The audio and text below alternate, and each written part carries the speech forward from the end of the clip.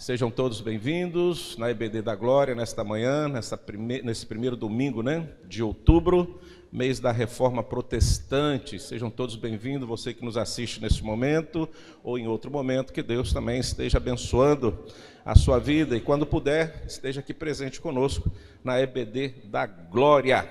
Então, sejam todos bem-vindos, que esta manhã Deus possa nos encher de conhecimento e assim possamos aprender um pouquinho mais dessa história bonita, relevante, que foi a Reforma Protestante.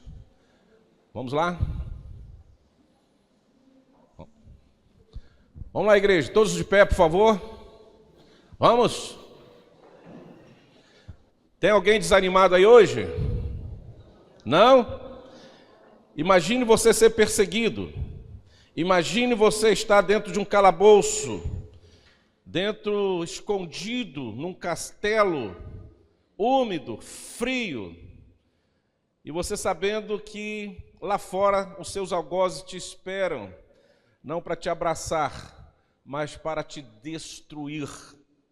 Mas mesmo nessa masmorra, nesse esconderijo de um castelo úmido, sombrio, tinha um homem de Deus, Martim Lutero, que, inspirado pelo Espírito Santo de Deus, compôs este hino, que diz assim: Castelo forte é nosso Deus, espada e bom escudo, com seu poder defende os seus, em todo trance agudo, com fúria pertinaz, persegue Satanás, com ânimo cruel, muito forte é o Deus fiel, igual não há na terra,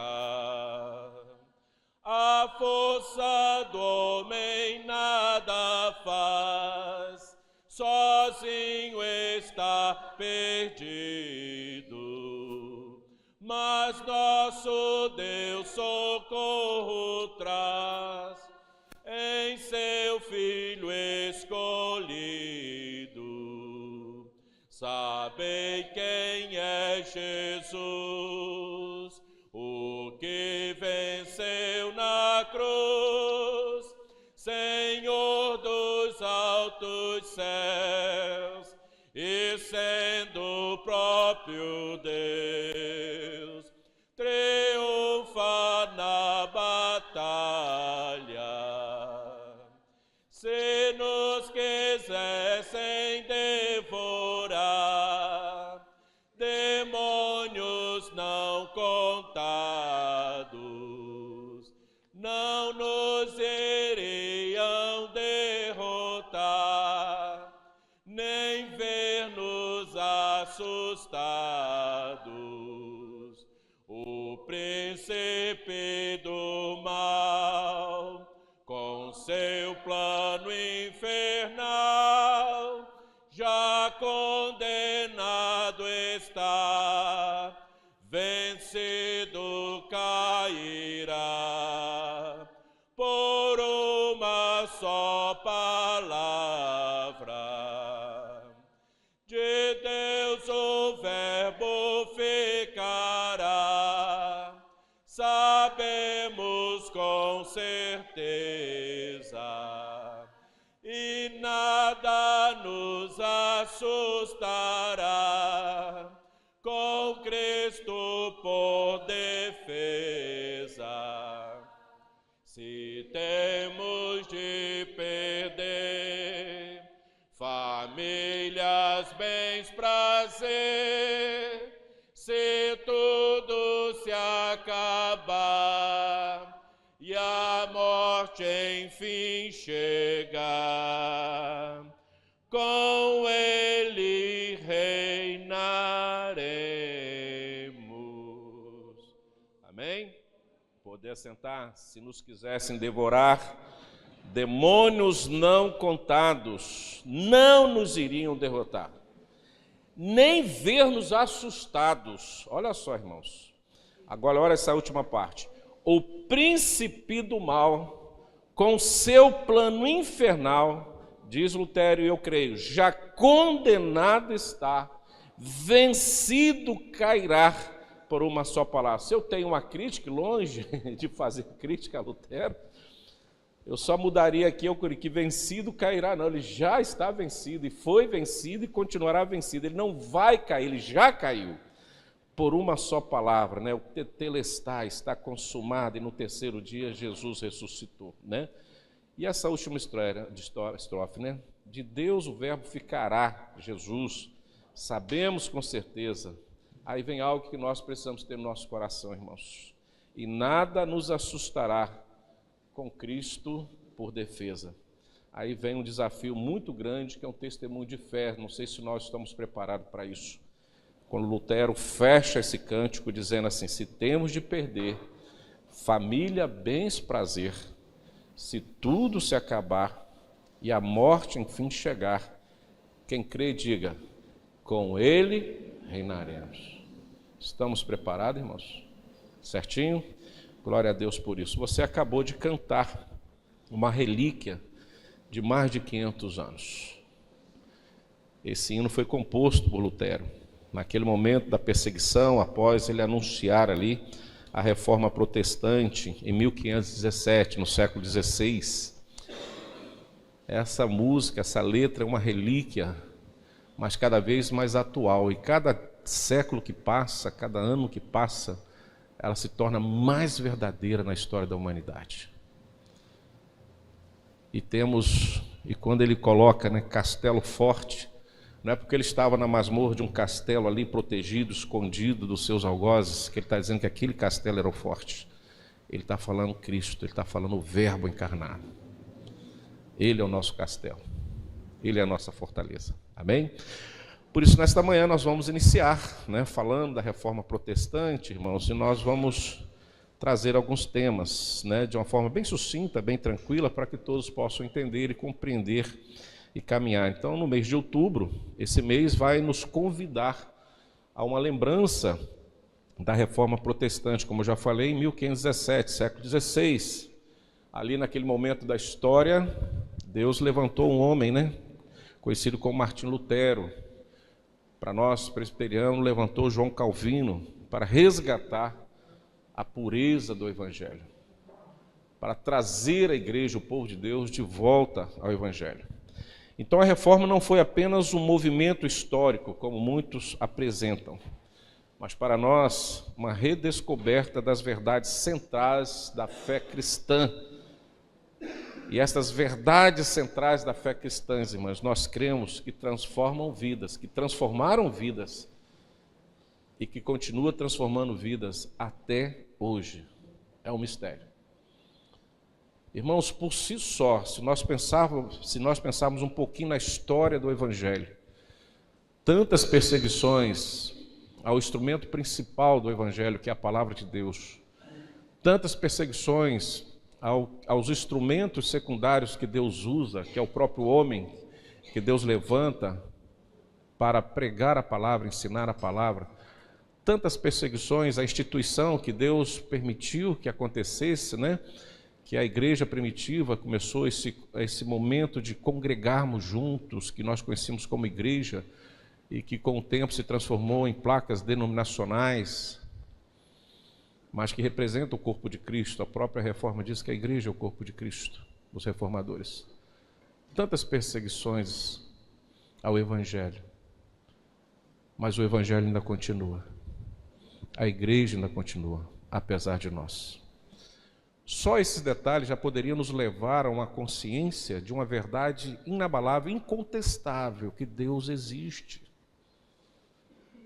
Que Deus existe. Que Deus vive. A segunda grande verdade é crer que a palavra de Deus, de fato, foi de fato inspirada, revelada pelo próprio Deus. É a palavra de Deus. É o instrumento que nós temos de forma visível para nos conduzir nesta caminhada em direção aos céus. Não negligencie a palavra de Deus. Perceba isso no seu coração.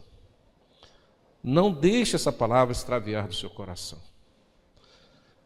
Então, a reforma não foi apenas esse movimento histórico, mas uma redescoberta das verdades centrais da fé cristã que transforma a vida até hoje. A reforma apresenta, dentro de suas características, os 5 pontos da reforma protestante, né? Que é conhecida como os 5 solas. Nós não vamos falar sobre todos hoje, vamos falar de forma sucinta apenas 3. Então, a reforma nos recorda as verdades eternas da fé cristã. E ela traz para nós convicções. Por exemplo, cremos que somente a Escritura, ou sola a Escritura, é a nossa autoridade final e infalível. Então, a reforma apresenta as Escrituras, a palavra de Deus, como autoridade final, infalível. Nós vamos falar hoje, inerrante, a palavra não erra. Segundo, cremos que somente pela fé, sola fide, o pecador é justificado diante de Deus. Nós vamos ver isso hoje também. Cremos que somente pela graça, sola gratia, somos salvos, não por obras humanas. Cremos que somente Cristo, solo Cristo, nós vamos falar hoje à noite, no nosso sermão da noite, sobre Jesus Cristo, é o nosso Senhor e o nosso único Salvador e mediador. A reforma apresenta essa verdade que estava sendo distorcida pela igreja naquele momento. E afirmamos com reverência e gratidão que toda a glória pertence unicamente a Deus, só lhe deu glória. E esta glória é para tudo sempre. Também vamos falar sobre isso. Então a reforma trouxe essas verdades, tantas outras, para a igreja, trouxe o norte. E essas verdades foram trazidas, apresentadas ali por Lutero e os reformadores, para fazer com que a igreja retornasse à prática da própria palavra. Olha que coisa controversa, que a própria igreja se tinha distanciado. Um momento sombrio da história do cristianismo. E que isso pode estar acontecendo conosco hoje, com as igrejas no momento de hoje da história. Porque o pouco que se vê hoje é de fato a palavra de Deus. Muitos de nós não temos mais, primeiro, tempo para ler. Segundo, tempo para ouvir. E mesmo quando estamos dentro da igreja, que é o lugar apropriado para se ouvir, queremos que o culto se transforme em tantas outras coisas e que a palavra seja apenas uma parte do culto, bem sucinta, bem moderada, bem amorosa, que não venha nos constranger nos dias de hoje. Ficamos melindrosos. Qualquer coisinha vem magoar a gente, até mesmo quando há uma exposição de palavra e um confronto, como nós já falamos aqui, da minha vontade com a vontade de Deus. Estamos melindrosos hoje. Então, vamos apresentar hoje, irmãos, nesta manhã, 3 princípios fundamentais da reforma, e com as bases bíblicas. Então, qual é o primeiro princípio? Sola Escritura, ou seja, somente a Escritura. Por favor, me acompanhe aí em 2 Timóteo 3, 16, 17. Há muitos textos, não há como no amanhã colocar aqui para nós todos os textos, mas nós vamos trabalhar com alguns textos básicos para apresentar esses 3 princípios fundamentais da reforma nesta manhã, e à noite vamos falar sobre Cristo. E em outro momento vamos encerrar falando aqui nas quinta-feira de várias formas, né? Como nós falamos quinta-feira passada, a oração dentro da perspectiva da fé reformada. Quinta-feira vamos falar sobre outro tema também, e assim nós vamos caminhando este mês. 2 Timóteo 3, 16, 17, vamos ler junto? Diz assim: toda a Escritura, todos juntos, irmãos? Vamos lá, está aí no Data Show. 2 Timóteo 3, 16, 17, é isso aí. Toda a Escritura é inspirada por Deus e útil para o ensino, para a repreensão, para a correção, para a educação na justiça, a fim de que o homem de Deus seja o quê? Perfeito e perfeitamente habilitado para toda boa obra. Olha só que coisa interessante.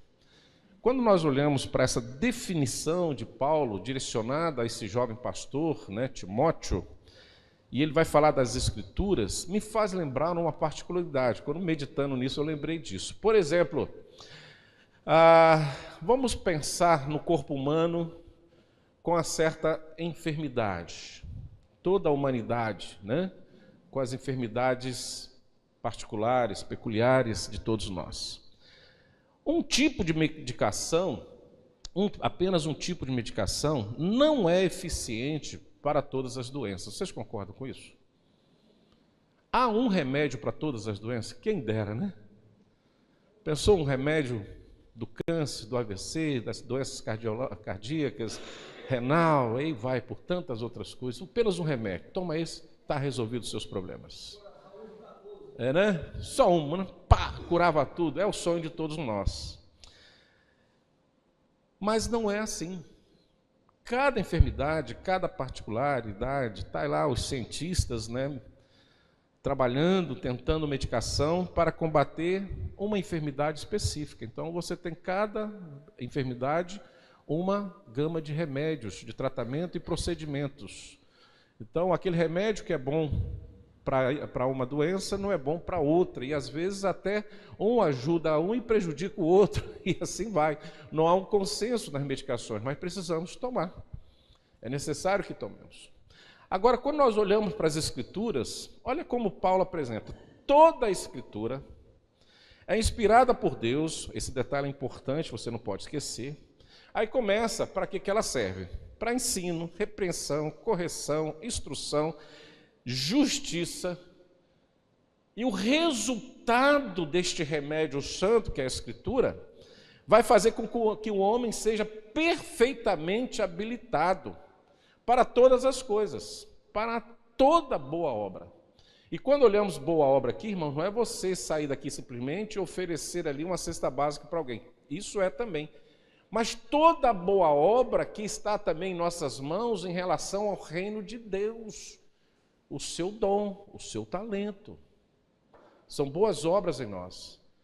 Há muito tempo tínhamos um pensamento que boas obras é atingir o coração do próximo na sua necessidade. Precisamos fazer. É a confirmação da nossa fé. Mas as boas obras que Paulo está se referindo aqui é o que Deus colocou em nossas mãos para glorificar o seu nome. São os nossos dons e talento. É a nossa vida por inteiro. E que a palavra de Deus é esse remédio que nos habilita a representarmos o reino de Deus na face da terra. Eu gosto quando ele fala do termo perfeito e perfeitamente habilitado. Porque se nós formos olhar um pouquinho, aquele que foi perfeito, perfeitamente habilitado para estar entre nós e pregar a palavra, nos ensinar, que foi Jesus, a este não encontramos nenhum erro, nenhum defeito. Por isso que ele é o Cordeiro de Deus, né? Perfeito, que foi crucificado por nós. Esse mesmo Deus deseja que nós sejamos também a semelhança de Cristo, perfeito e perfeitamente habilitados para representá-lo. Se posso ilustrar um pouquinho melhor, como que você receberia uma notícia que o seu filho desacatou alguém, maltratou alguém, ou na escola, ou na rua, em algum lugar? Como que você receberia isso? Ele chega em casa e você daria flores para ele, um prêmio, iria dobrar a sua mesada, ia abraçá-la, que bom, meu filho, que você foi e fez essa boa obra de machucar alguém na rua. Como é que você acolheria ele? Hã? Isso é o que, Gil? Bons tempos aquele. Hoje já não existe mais, isso aí já foi sepultado. Isso não existe mais. Isso não nos pertence mais. Embora é bíblico, né? Com moderação e ordem, né? E respeito. Eu acredito que o primeiro sentimento que iria brotar em nós seria de uma profunda vergonha, decepção. Como é, meu filho, você faz isso? Seu pai já nessa idade, passar por uma vergonha dessa. Talvez para o filho foi um momento glorioso, bateu, apanhou, encarou, deu uma de forte lá, respondeu, gritou, xingou, às vezes nem entrou em vias de fato, mas xingou, desobedeceu, né? Ele se sentiu o máximo. Mas você vai dizer o seguinte, que aquela ação dele não te representou, porque você não ensinou isso. Então naquele momento seu filho não foi perfeito e nem perfeitamente agiu perfeitamente para te representar, porque você ficou envergonhado, chateado, decepcionado. Irmãos, isso é a mesma coisa no Evangelho. Quando nós desacatamos e não representamos Deus, a palavra de Deus como devemos, e não assim ministramos de forma perfeita, conforme Deus quer, Deus não se agrada de nós. Ou seja, não estamos perfeitamente habilitados para isso.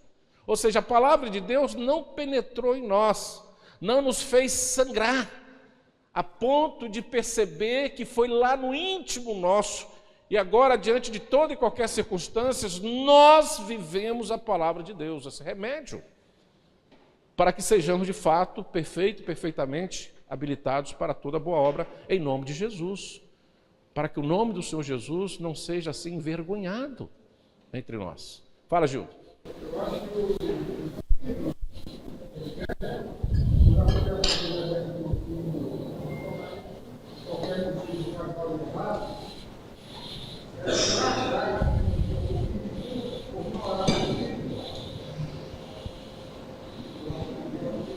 Fala mais alto, querido, eu não ouvi nada. Não ouvi nada? Hã?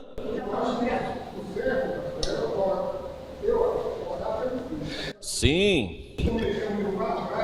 Sim. Sim, o filho quando erra, não é porque você ensinou ele a errar, ele errou porque ele quis errar. Só que ele nos envergonha. Da mesma forma, Deus não nos ensina a errar, nós erramos porque queremos errar. Isso envergonhamos o Evangelho. É assim, simples assim. O que eu quero dizer é que nós, como filhos de Deus, para sermos perfeitamente habilitados para toda e boa obra, precisamos estar no nosso coração o quê? Com a palavra de Deus, com as Escrituras, e praticarmos. Se isso não acontece, nós estamos como esse filho aí, desobediente. Então a Bíblia é um remédio para todas as enfermidades espirituais, para todas as condutas sociais, para tudo, irmãos. Olha, pense numa coisa, se todas as nações tivessem como base a sua Constituição a palavra de Deus. Pense nisso, o que seria este mundo? Se as nações começassem com as nações. Agora imagine, diminui um pouco isso, se os estados, se os municípios, e agora traga para dentro da sua casa, se a sua casa tem de fato a palavra de Deus como regra de fé e prática, todos vivem neste objetivo e assim praticam. E por que praticamos? Porque nós cremos que a palavra de Deus, ela é inerrante, uma das situações que a reforma nos apresentou. Além de ser esse remédio perfeito para todos nós, ela também é inerrante, né, as Escrituras. Isso significa que a Bíblia verdadeiramente é sem erro. E hoje é comum as pessoas quererem criticar as Escrituras, quererem mudar termos, palavras, versículos que desapareceram. Há novas traduções que versículos sumiram da palavra de Deus. Cuidado na hora de você comprar a sua Bíblia. Consulte um pastor honesto, reformado. Porque você consultando um pastor, ele vai apagar um monte de versículos da sua Bíblia aí. Cuidado com algumas Bíblias aí, tá? Mas a palavra de Deus, ela é verdadeira, sem erro, em tudo que ensina. Olha só, irmão, que abrangência. Em todos os detalhes, ela é verdadeira, ela não erra. Por que que não erra? Por uma resposta simples que eu creio e você crê. Por que que a Bíblia não erra? Responde aí. Eu creio e você crê. Vamos ler lá o primeira frase do texto de Paulo. Olha lá, toda a Escritura é o quê? Inspirada por Deus. Se Deus não erra, a sua palavra não erra. Por isso, simples assim. É a palavra de Deus. Então, quem sou eu? Os homens hoje estão tão atrevidos querendo achar erro nas Escrituras. Querendo ser o próprio Espírito Santo para trazer uma nova interpretação à sua mensagem. Se isso fosse necessário, Deus já tinha feito há muito tempo, irmãos. Cuidado com isso. Então a Bíblia é verdadeira, sem erro em tudo que ensina, porque foi inspirada por Deus, que não mente. E olha o que o salmista diz, numa sensibilidade, numa pureza tremenda. Dá uma olhadinha no Salmo 12, versículo 6. Olha só. Salmo 12, versículo 6.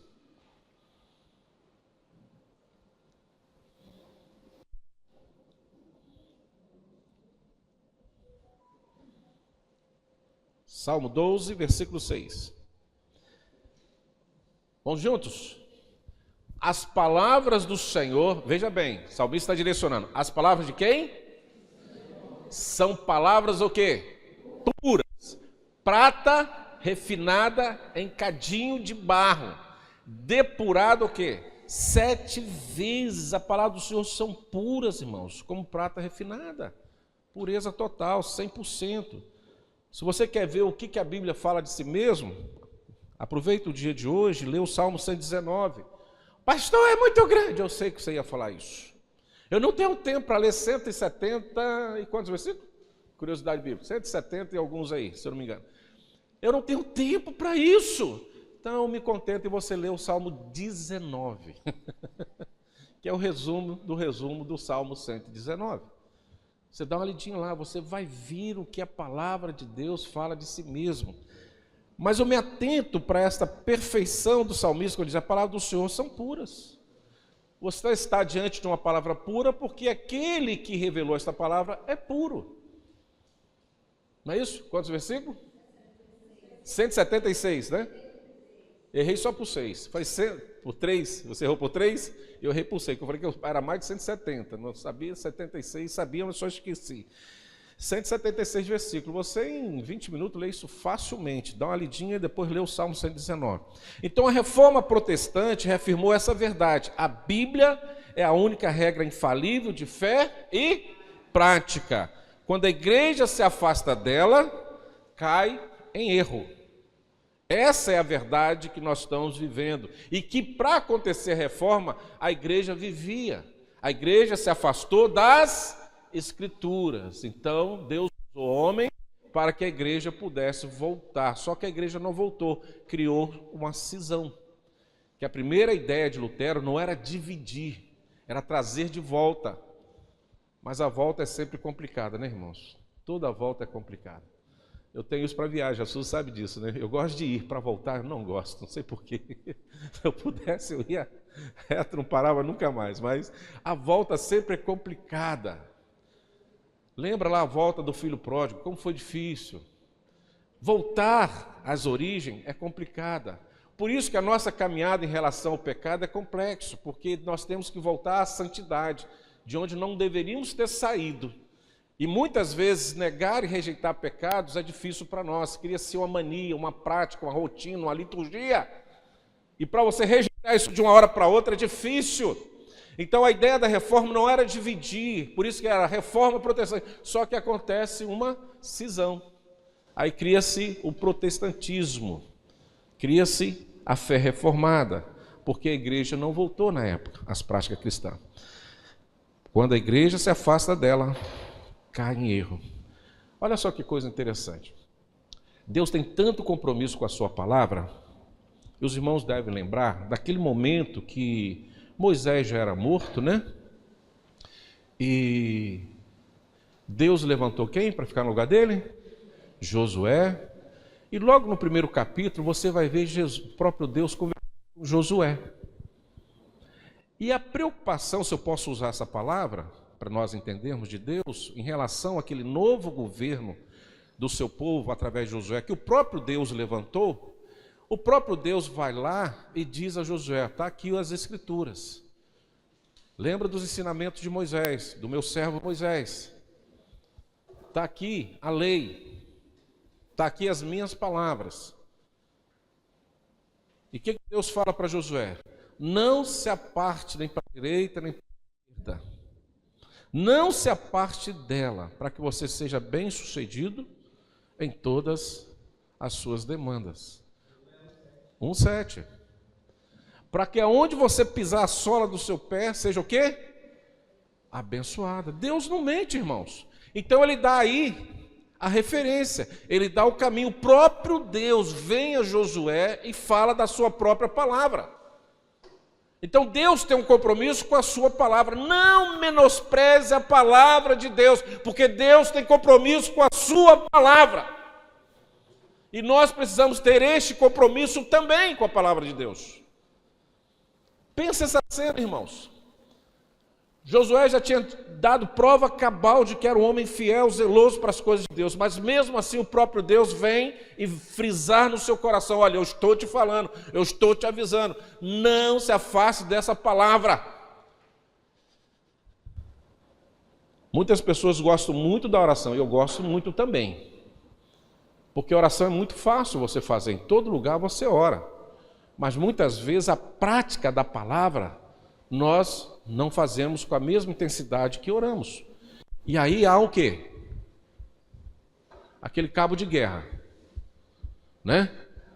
De um lado está a palavra de Deus, do outro lado está a oração. Se você não conciliar isso, há perdas. Porque não adianta orar se a prática da palavra não está acontecendo. E não adianta praticar a palavra se a oração não está acontecendo. Os dois mecanismos funcionam em unidade, em perfeição. Mas muitas vezes não lemos a palavra. E se não lemos a palavra, a Bíblia diz, por isso que nós erramos. Por que pecamos? Porque não praticamos, não conhecemos a palavra. Até nos dá um peso maior. Porque se eu conheço a palavra, nós não deveríamos pecar tanto quanto nós pecamos. Eu acredito que um ou outro pecado deve acontecer, mas não tantos. Né?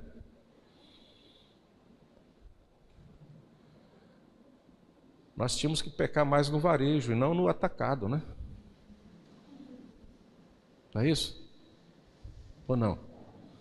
Ou nada, né? Tem gente que vai no atacado logo e pega. Pá! Mas que nós podemos diminuir essas práticas. E só é possível se nós crermos e praticarmos a palavra de Deus. Dentro do contexto histórico, a reforma, antes da reforma, muitas tradições humanas e decretos eclesiásticos eram considerados superiores à Bíblia em certas práticas e doutrinas, muitas tradições, eu vou falar sobre isso. Lutero e os reformadores enfatizaram que a Bíblia é a autoridade final e suprema para a fé e vida. Olha só, então antes da reforma, como eu falei, vou citar aqui duas tradições que sobrepunham a palavra, estavam acima da palavra de Deus. Primeiro, a autoridade das tradições humanas, doutrinas sem base bíblica, como purgatório e as indulgências. Essas práticas, tradições humanas, né, de doutrinas sem base bíblica, sobrepõem o quê? A palavra de Deus. Segundo, a exclusividade do clero na interpretação da palavra de Deus. O povo não podia ler nem compreender a Bíblia por si mesmo, só o clero. Só o clero. Tradições que sobrepunham a palavra de Deus, né? Por isso os reformadores chamaram todos de volta à verdade eterna, só a Escritura, ou seja, somente a Escritura, não só para o clero, para as lideranças, mas como também para todo o povo de Deus. Todos deveriam ter o quê? Acesso às Escrituras. E não seguir as Escrituras através de uma tradição humana. Cuidado com o seu livro de cabeceira. Se não for a Bíblia, tem alguma coisa errada. Cuidado. Cuidado com o evangelho sistematizado, onde um concílio interpretou, mas você não lê a Bíblia. Você lê doutrinas, mas não lê a Bíblia. O que você conhece da Bíblia é de alguém que te ensinou, não de que você leu e conheceu. Não estou indo contra os símbolos de fé da nossa igreja e de qualquer outra igreja, mas eu acho que eles não podem sobrepor a palavra de Deus, por mais próxima que seja da palavra de Deus. A Bíblia precisa ser lida. A Bíblia precisa ser lida, irmãos. As pessoas que defendem mais um símbolo de fé do que a própria Escritura, que sem perceber também são tradições humanas, porque são teologias pensadas das Escrituras, que podem se renovar a cada momento conforme a vontade de Deus, desde que o original seja extremamente preservado, entendido e compreendido por nós, lido por nós. Eu formo em doutor, em mestre, mas não leio a Bíblia. Tem alguma coisa errada.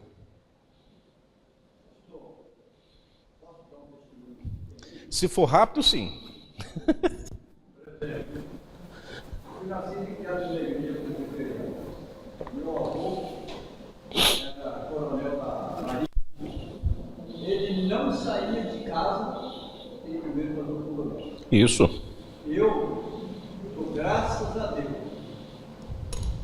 tô com 38 vezes já li o Novo Testamento.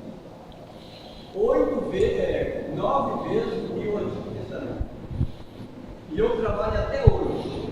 Meu escritório está embaixo, o lá em cima e o escritório embaixo.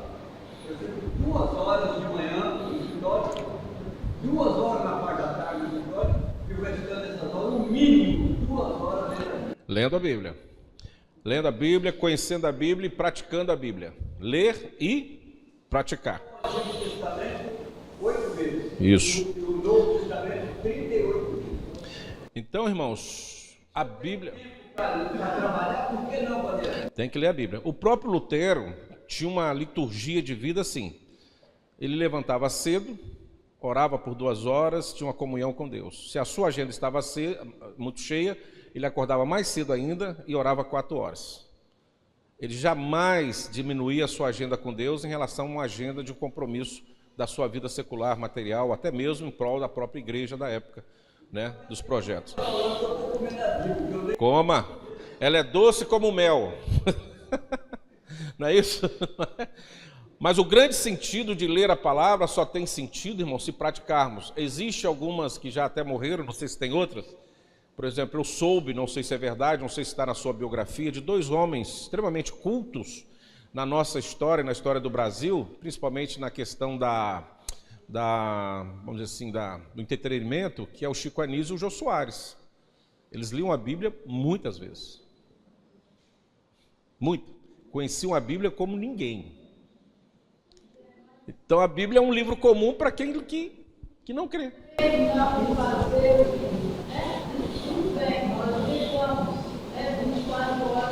Uhum.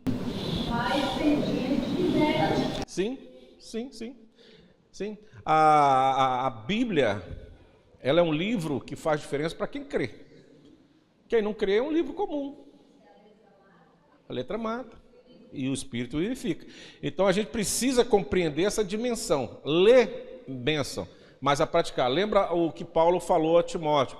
Para que sejamos o quê? Perfeitamente habilitados em toda boa obra. Então só ler e não praticar tem alguma coisa errada. E qual o significado teológico disso? Somente a palavra de Deus determina a verdade sobre a salvação, vida e prática cristã. Tradições humanas devem ser avaliadas e ajustadas à luz das Escrituras. O que não falta na igreja evangélica hoje no Brasil são tradições humanas, pensamentos humanos, que nos distancia da palavra de Deus. Cuidado com isso aí.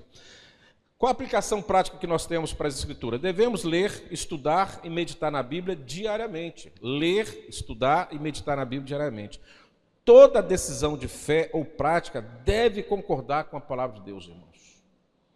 Talvez seja essa a nossa maior dificuldade em ler e praticar. A reforma diz que toda decisão de fé, toda prática de fé, deve concordar com a palavra de Deus, e não com os meus princípios, e não com os princípios do mundo. Olha aí o problema. Esse é o agir. E qual é o exemplo histórico que nós temos?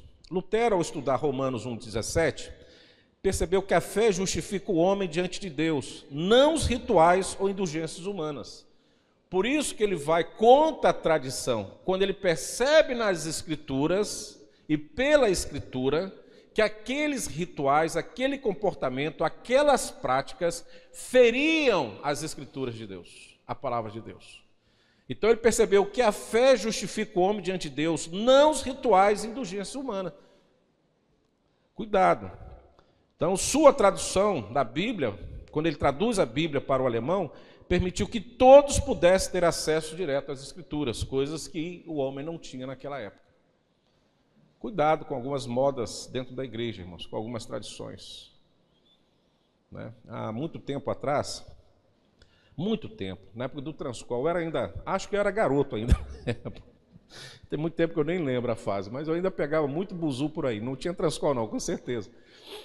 E eu sempre gostei de sentar lá atrás, né? Lembra quando você entrava por trás do ônibus, né? Eu ficava lá, só pagava a passagem depois. Né? Não sei se o ônibus ia quebrar, ia pagar à toa, né? Então não dava.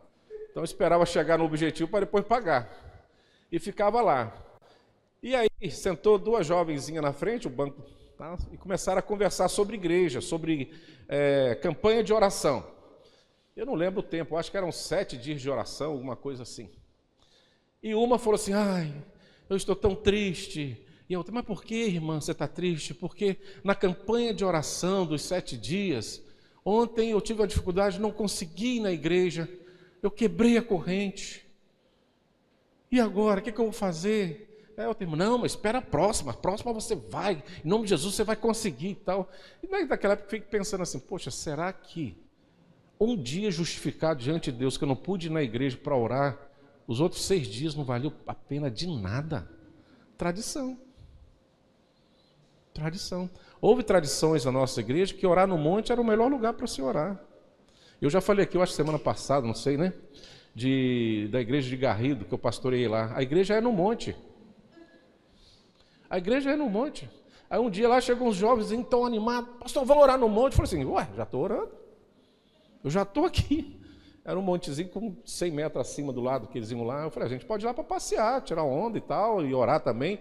Mas não que significa que eu estou mais perto de Deus. E vai ser uma oração diferenciada, irmão. Se o coração estiver puro, se estiver sincero, o monte nada mais é para nós. Pode orar no monte? Pode. Pode orar no deserto? Pode. Pode orar lá na areia da praia? Pode. Pode orar no barco, pegar um barco lá em alto mar e orar? Pode, irmãos. Todo lugar é lugar de oração. Agora, você não pode dizer que aquele lugar é mais forte do que o outro. Porque Deus é muito sábio. Você concorda comigo?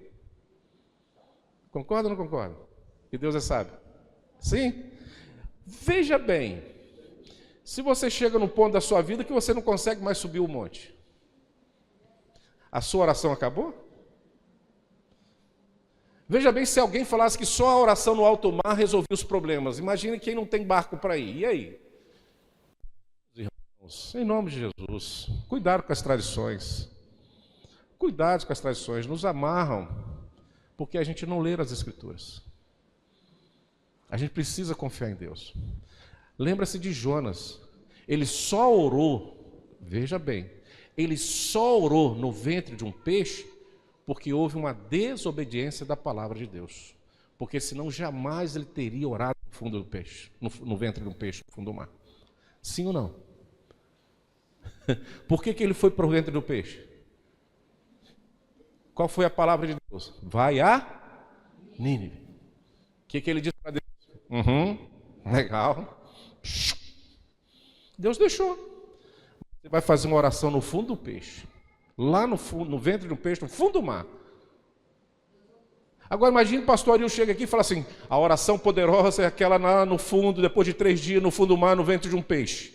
Aí a igreja fala, amém, glória a Deus. Mas quem vai orar no fundo do peixe, mano? Só se você estiver em desobediência. Se cria tradições. Cuidado com as tradições. Leia a Bíblia, ok? Vamos para o segundo ponto? Ou os irmãos querem ir embora? Então eu paro aqui, já estou satisfeito. Eu só preciso de mais 13 horas. Vamos rapidinho aqui no somente a fé. Texto base, porque pela graça sois salvos mediante a fé. Não, vamos fazer o seguinte, vamos encerrar, que eu tenho um mês todo para falar. Senão aqui vai ficar pela metade do caminho, não vou desenvolver e o arroz vai queimar no fogo, né? Alguma coisa vai acontecer e tudo isso será esquecido. Eu acho que o que nós gravamos até agora está sendo suficiente, porque tudo parte da Bíblia. A fé, a glória de Deus, todos os solos, né, da reforma parte da Bíblia. Se você quebrou essa primeira orientação, esse primeiro princípio da reforma protestante, que a própria palavra de Deus já registrava, né, nós quebramos todos os outros elos. Nada mais vai servir para nós. Né? Não adianta você falar bonito, os 5 solas, né, como a sola grátis, a sola fide, sola Cristo, que nós vamos falar à noite, e o solo de glória, se você não tiver o primeiro solo, que é a palavra de Deus. Amém?